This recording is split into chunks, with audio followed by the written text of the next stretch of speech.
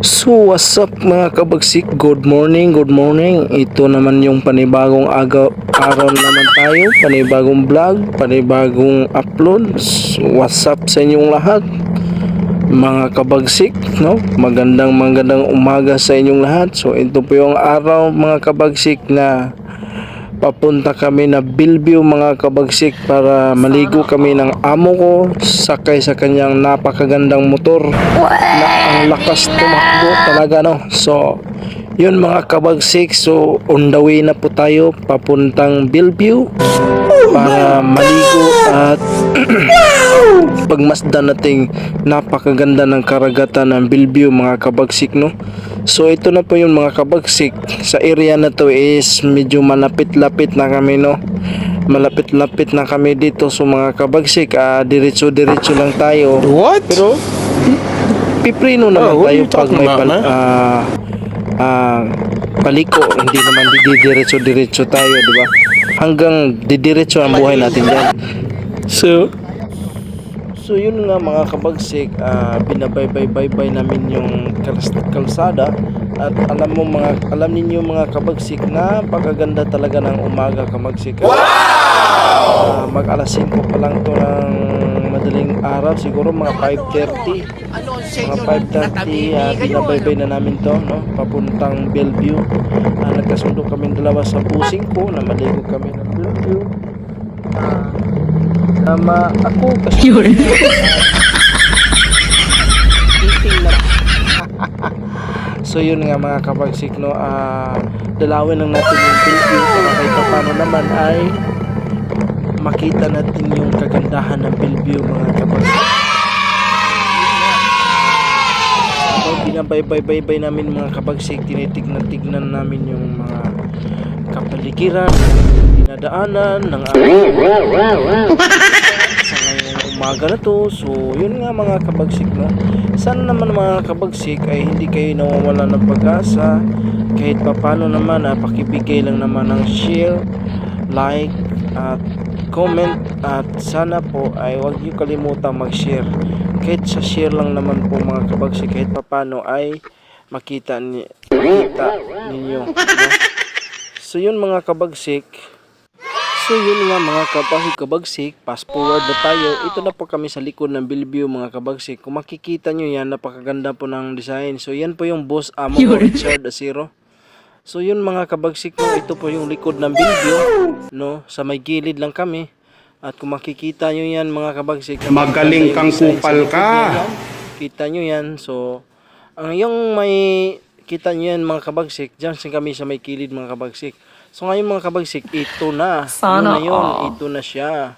Ito na yung likod na dito mga kabagsik. Kita nyo mga kabagsik, di ba? Ang gaganda. Ito po yung likod ng Bellevue mga kabagsik. Kung makikita nyo mga kabagsik, napakaganda talaga. At wala kang pagsisihan dyan. Napakaganda talaga yung kapaligiran dito sa may likod. Sa may likod pa lang ito mga kabagsik. Hindi pa kasama yung harap dyan, no? Sa may likod pa lang ito. So ito pala yung amo Richard ko, Asiro. So yun, ito po yung umaga na dito kami ngayon. Nakasundo kami dalawin namin yung Bellevue. So yun mga kabagsik, ito na yun. Kung makikita nyo talaga, napakaganda talaga ng kapaligiran. Siyempre hindi mawala yung aktor natin, the best na aktor natin dito. Ito yung nagdala ng bida eh. Ito yung nagdala ng bida dito eh. So, hindi pwedeng mawala ito sa controversial talaga sa social media eh.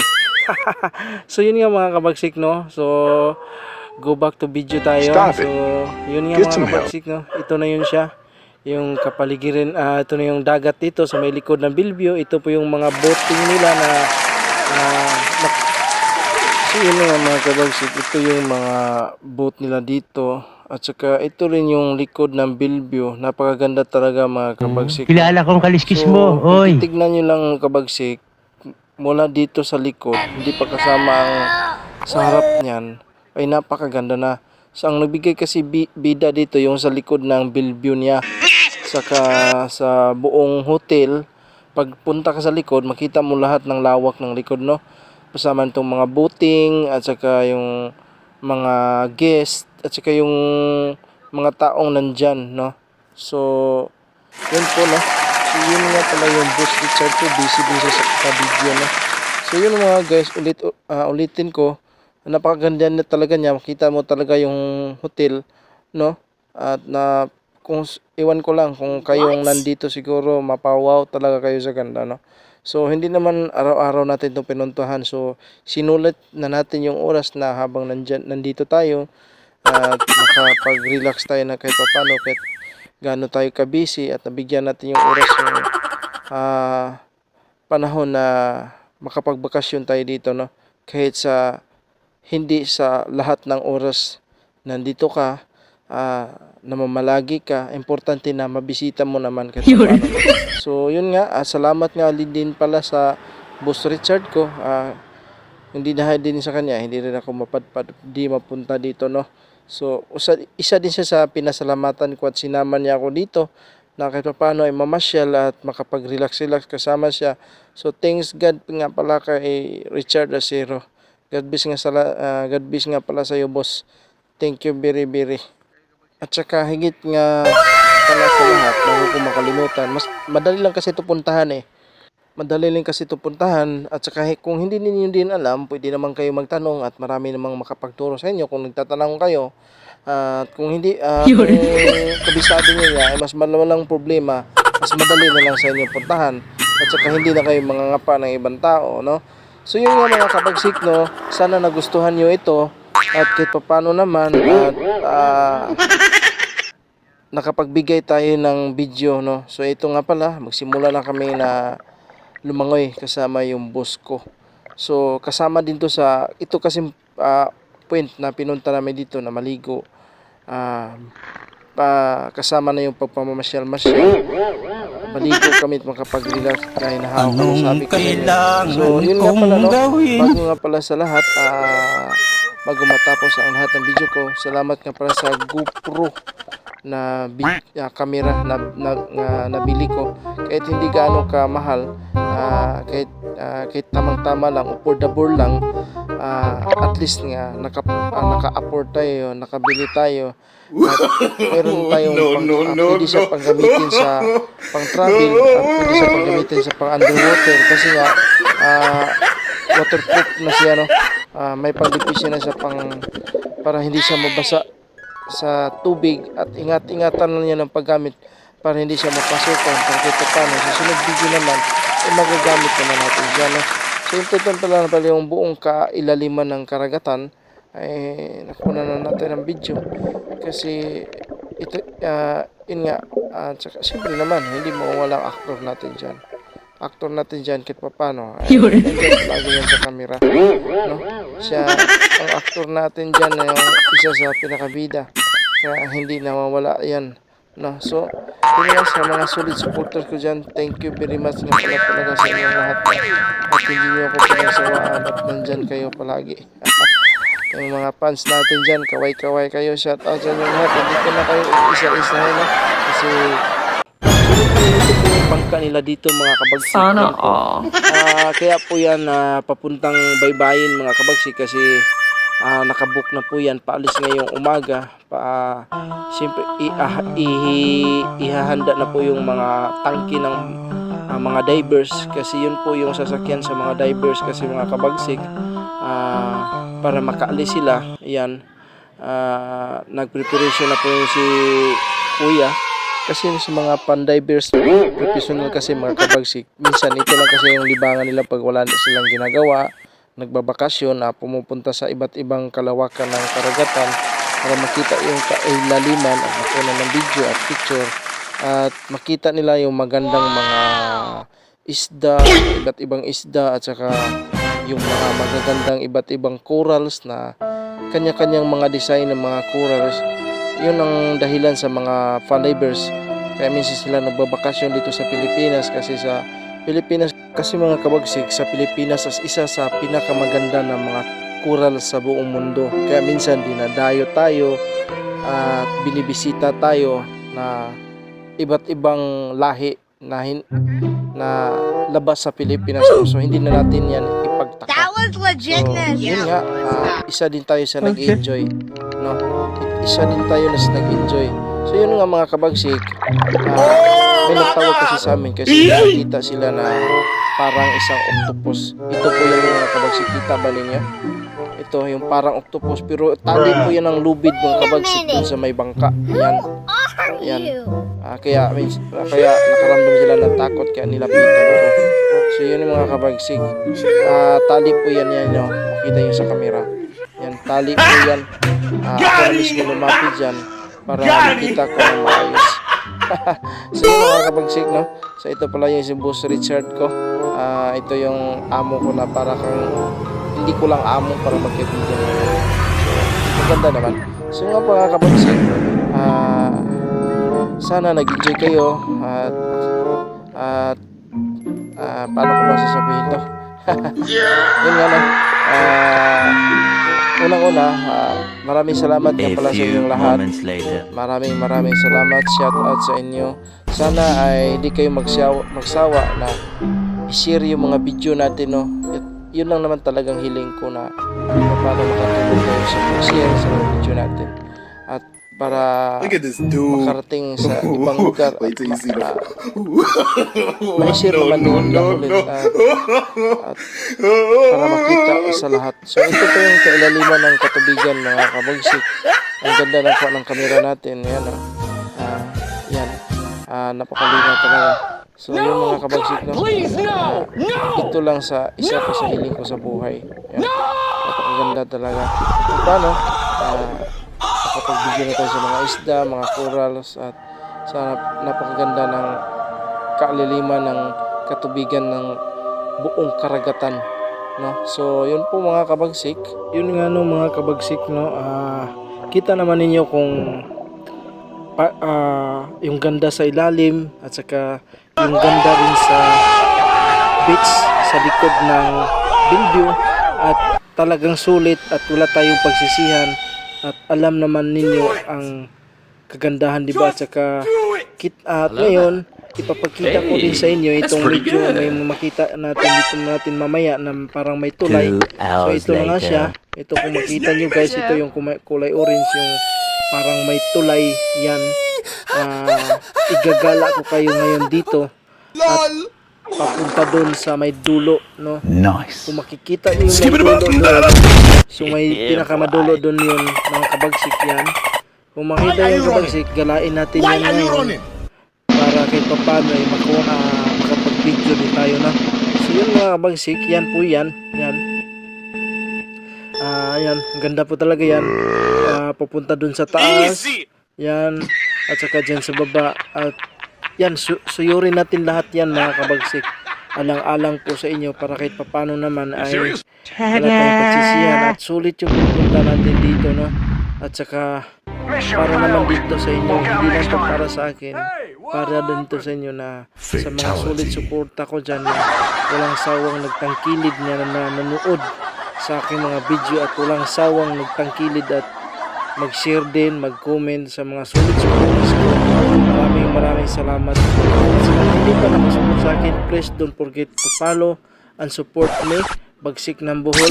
So yung mga kabagsik, no, ididiretso na po natin para hindi sayang yung oras natin kasi itong GoPro ko kasi mga kabagsik, palubat na din to.